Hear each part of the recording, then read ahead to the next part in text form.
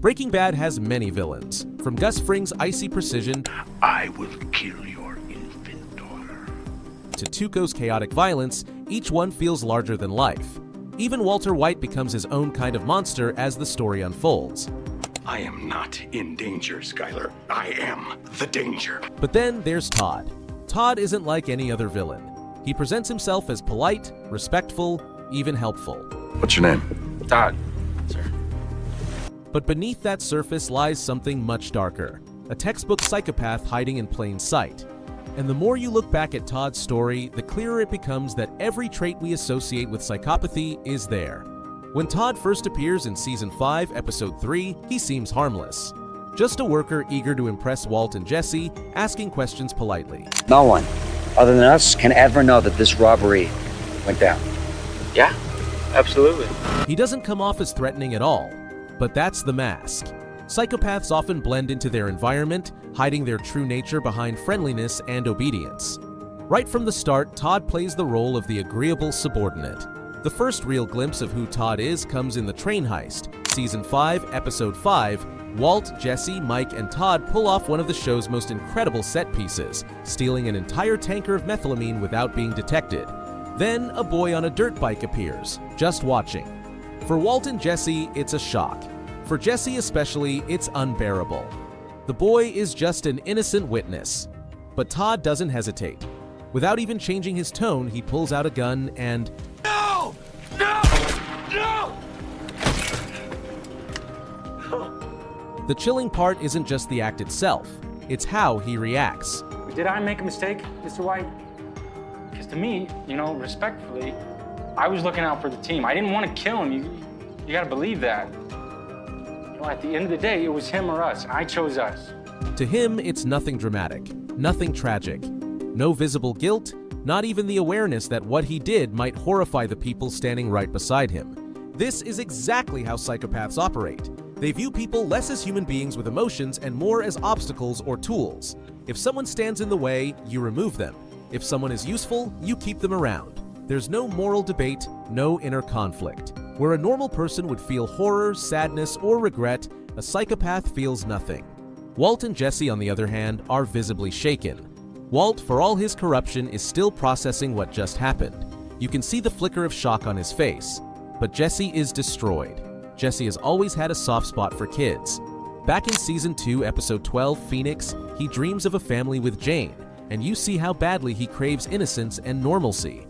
New Zealand, that's where they made Lord of the Rings. I say we just move there, yo. I mean, you can do your art, right? Like you can paint like the local castles and shit, and I can be a bush pilot. New Zealand, I can get behind that. But I guess I'm good anywhere, as long as it's the two of us. And of course, when Thomas, Andrea's younger brother, is manipulated by dealers in Season 3, Episode 11, Jesse is furious, ready to risk his life to stop it. Kids are Jesse's breaking point. They symbolize the innocence he lost and the life he wishes he had.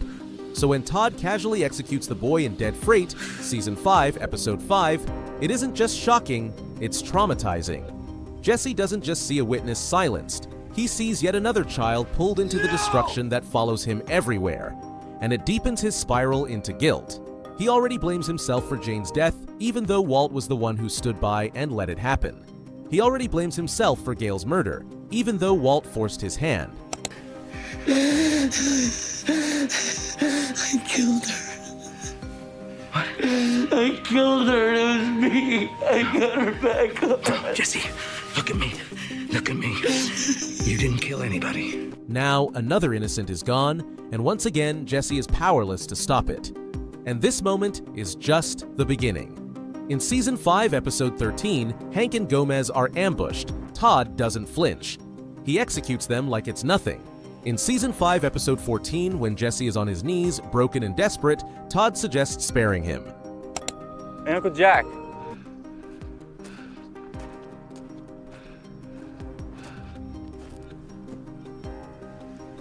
He was out here with those feds, right? Working with them. Shouldn't we maybe find out what he told them first? Because, I mean, he had to have told them some stuff that might not be too good for us. But Todd says it like he's offering a business compromise. People live or die depending on whether Todd sees them as tools worth keeping around. This happens many times throughout the show. When he executes Andrea in Season 5, Episode 15, he apologizes first. Just so you know, this isn't personal.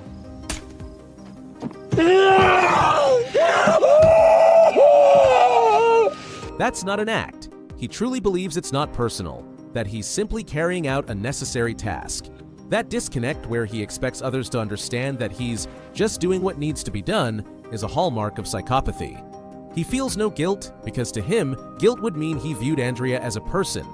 Even when he's torturing Jesse in captivity, Todd repeats the same, Just so you know, this isn't personal. He says it as though he's explaining reality to Jesse, like he genuinely expects Jesse to recognize the logic in it. Villains usually posture, intimidate, or justify their cruelty with ideology. Gus with his business empire, Walt with his ego, even Jack with his greed. But Todd doesn't bother with any of that. And Todd's obsession with Lydia shows another trait. Psychopaths often fixate, mistaking obsession for love. Todd doesn't care about Lydia as a person. He cares about the idea of her, someone powerful, elegant, untouchable.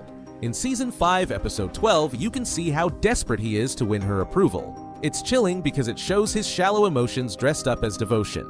The way he always calls her Miss Quail and treats her with over-the-top respect isn't genuine admiration.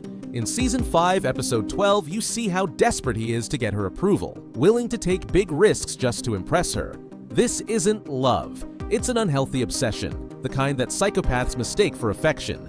Instead of forming real emotional bonds, Todd reduces people to symbols. Psychopaths don't respect everyone equally, they pick and choose. Todd is no different. Throughout Breaking Bad, we see that he's polite and almost submissive around two people, Mike and his uncle, Jack. With Mike, it's clear that Todd recognizes strength and competence. Mike is calm, experienced, and intimidating without even raising his voice. Todd never crosses him or pushes back, because he knows Mike is someone who sees through him and wouldn't hesitate to put him in his place. That kind of silent authority makes Todd step carefully. With Uncle Jack, the respect comes from family ties and power. Jack runs a violent white supremacist gang, and Todd knows his uncle is both dangerous and useful. By showing loyalty, Todd not only earns Jack's approval but also secures protection. Around Jack, Todd acts like an eager apprentice, doing whatever he's told. With Jesse, he sees him completely differently, not as someone to respect, but as someone to control. By the time we reach Felina, Todd has fully convinced himself that Jesse understands him, or at least accepts his worldview. Throughout their time together, Todd never treated Jesse with open cruelty the way Jack's other men did. He called Jesse partner, offer him food, and constantly insists that none of it was personal. To Todd, it was his genuine belief that Jesse would eventually see the logic in his actions. So when Jesse finally gets the chance to wrap the chains around Todd's neck, he seems genuinely shocked that Jesse would betray him. Because in Todd's mind, he hadn't been Jesse's torturer, he'd been his handler. If you want to see more breakdowns like this, don't forget to subscribe to our channel.